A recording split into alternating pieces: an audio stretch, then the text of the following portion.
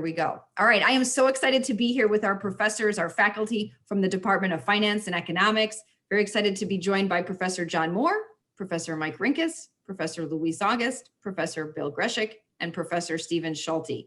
And we're going to talk today about finance, economics, careers, and the value that Walsh has in the marketplace and why you want to pick Walsh for your career in business and finance and economics. So my first question is, I'm going to ask Professor Rinkus. Mike, will you share a little bit about the career paths and the trajectory you see for graduates coming out with a strong finance background? Well, thank you. Well, according to the Bureau of Labor Statistics, forecasting out into 2028, the growth in the financial management field is forecasted to be about 16%. So there is significant growth going forward. But in addition to that growth in the financial industry in general, is also the convergence between finance and technology, because there's much more use of technology, which we use here at Walsh. And I know Professor Schulte will be talking about technology later, so I'll leave that alone.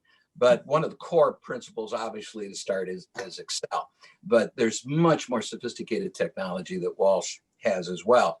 But to give you an example of some classes in that regard is education in the banking industry. And we could split that into three categories: wealth management services and advice. Number one, commercial lending and personal lending, which is very important in the ever-evolving field of retail banking and the use of technology as it grows in the retail banking side. And we have professors who are on the ground and have banking experience to teach those courses and are well qualified to do so. Oh, that is so good. And speaking about technology, Stephen, let's talk a little bit about some of the technology that Walsh uses for the students in the classroom and the direct benefit that has on their career and on their resume. Sure. Walsh has a finance lab which contains software such as Bloomberg software, FactSet software, and which are both professional services used by the industry. And I was a treasury professional in the treasury management area at Ford Motor Company. I use Bloomberg every single day in my job. Students had the opportunity to access the software to learn, number one, about the financial markets, stocks, bonds, foreign exchange, and commodities, as well as to research virtually any type of information about any publicly traded company in the country. So it's a great resource for students, and it's something that students like to take advantage of. In addition, Bloomberg offers BMC, Bloomberg Market Concepts, a certification course that students can take and to pass and put on their resume that they have been certified by Bloomberg with the software. Wow, that goes right on their resume. See, that's so helpful too, because we're going to talk in a few minutes about the professional background that you all have in industry and why that's so valuable now as you're coming into the classroom for students. Picking up a little bit on that, Bill, talk to us a little bit about some of the practical on-the-job pieces that students get in the curriculum so they really are able to apply it directly to their work and also hit the ground running if they are coming into a new career or advancing. Sure, Susie. And I'm a twice Walsh alumni myself at the undergrad and grad level. So I really believe in the product and the program. And the adage I like to use is from the boardroom to the classroom, because the instructors here at Walsh all have professional experience in the fields that they're teaching. And as part of that overall arcing theory, we require students to take a capstone class as part of the MSF program that makes use of simulations that apply the principles that have been learned in class. We've also tied the curriculum, the core curriculum of the MSF program, to level 1 of the Chartered Financial Analysts exam, the gold standard, if you will, in the finance and investment fields. So again, we're trying to tie the theoretical approach to practice out there in the real world. Yeah, that's such a value add too, because that's Walsh's mission, right? To have the theory Correct. and application with professional practice. Let's just take a moment while, you mentioned that, Bill, and everyone, I want to talk to you about what was your background professionally so that students and others could hear how you're able to bring that real world knowledge into the classroom. So Louise, let's start with you. Share a little bit about your background in the professional business industry. Oh, sure. Well, like Professor Greshak, I'm a twice alum of the college. I have a degree, an undergrad degree in accounting from Walsh, in the way back. And I left when I did that. I passed the CPA exam and went to work for a CPA firm and spent a while in CPA practice. I left BDO, Siebman, it was BDO Siebman then, not just BDO, and went to work in the private sector. I've worked for two publicly traded companies that both of them we took private. So that was kind of an interesting process. And at some point during that corporate time, while I was a CFO, I started out as a plant controller, then I was a CFO. And at some point during that time period, I came back to Walsh for an MSF, and it broadened my understanding of the larger world of finance. Even though I was a CFO already, it had value. Had value. It's interesting because most companies will sometimes go private to public. So you had experience going the other way and seeing that. Going the other way. Yeah. That was very interesting.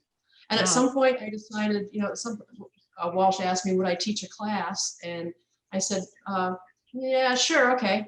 And it turned out to be more fun and more rewarding than I had imagined.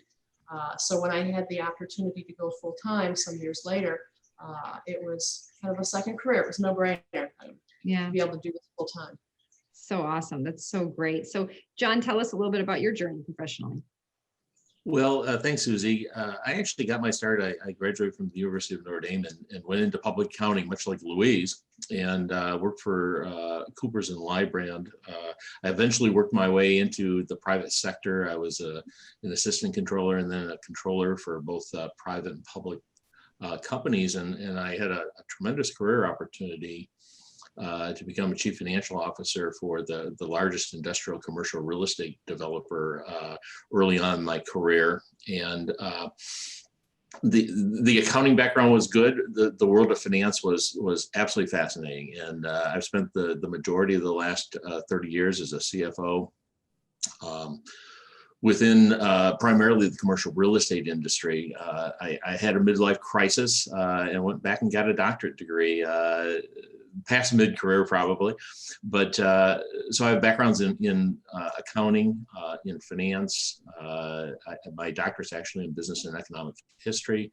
And I think that finance is just a tremendous field of opportunity for energetic individuals who are really looking to be problem solvers and to be those individuals that dissect business situations and come up with solutions that really creates value add for the business enterprises that they work for. And I'm thrilled to be part of that process of trying to help people develop their skills so that they can be successful in their business careers. I love that. Finance as problem solvers. So Mike, tell us about your background in industry and business. Well, thank you. But to start at the beginning, as they say, I spent a few years in the U.S. military. And when I got out, like many students, like all students, I think at Walsh College, got my bachelor's degree at night school, my master's degree at night, and then later on in life, got my doctorate degree at night as well. But I spent 10 years in accounting in the automotive industry, and then moved with my international experience into banking, where I spent the remainder of my career, over 33 years in commercial lending in banking, ran a commercial lending group in the international department where we lent to US companies who were exporting. So I had the exposure and the familiarity with lending, with finance, with all the 5 C's of credit, for those people who know what that is, in addition to the fact of all of the international risks, foreign exchange risks, et cetera, that come with that. And during that time, I taught on an adjunct or part-time basis at Walsh College. And then when I retired, I failed retirement and used my doctorate degree, and just having the time of my life here, teaching students, talking about the war stories from a practical point of view on what companies risks that they have in the marketplace, and having a great time with great students and doing that. So great to hear. And they get to benefit from all that real world experience, which is so valuable, so valuable. So Stephen, tell us a little bit about your background in business. Well, let's see. Starting going back to undergrad, I actually was a liberal arts major, and because I spent a year at the University of Madrid, I gained fluency in the Spanish language. And when I graduated with a liberal arts degree from Michigan State University, I realized I really was interested in finance, and I got a job in accounting and went to school at night. And I must say that's a significant experience. Number one, because I had to learn, pick up all of my undergrad classes in business that I didn't have, and then went on to get an MBA. And I can relate to students that are doing that at Walsh. It's difficult to manage a family and academics and a job at the same time. So that's a real challenge. From that, I was able to get a job at Ford Motor Company because of my experience in accounting and my fluency in the language. And my first job at Ford was working with Latin American auto dealers. But there I subsequently got into treasury, which I just loved, working with the markets, and ended up in Ford Treasury. And that's where I had the opportunity to utilize Bloomberg, and found it was just a great resource. And that's why I realized that can be a significant benefit to students here at Walsh. So good. Absolutely. And Bill, tell us a little bit about you. Sure, Susie. Well, I've got 2 degrees in finance at the undergrad and grad level, and then got my law degree. So I went to work in the valuation and litigation support area for the accounting firms, worked for 3 of the, at the time, big 5 accounting firms, and was with Arthur Andersen in the Dallas office when it imploded due to Enron, that some of you may remember. So I have interesting stories about witnessing that. And then I went to become a state prosecutor, primarily focusing on white collar crime, but doing all types of prosecution, all while I was an adjunct at Walsh College, probably for a decade or so. And then after I left private practice, came back to Walsh, and I'm now a full-time professor and loving every minute of it, and hoping to be able to share some of my experiences with my students, again, as part of that practical education piece. You know, and that picks up so well into why Walsh. I want to just talk for a minute about why Walsh. If a student is thinking about, I want to get an MSF, I want to do something in economics or finance, why do I choose Walsh? You've spoken to it really well with the flexibility, but Louise, tell us from your perspective, what is the value add of a Walsh degree, and why should students choose Walsh? Well, thank you. I think for me, Walsh was special, and I think that's still true today. Walsh is a special place for students.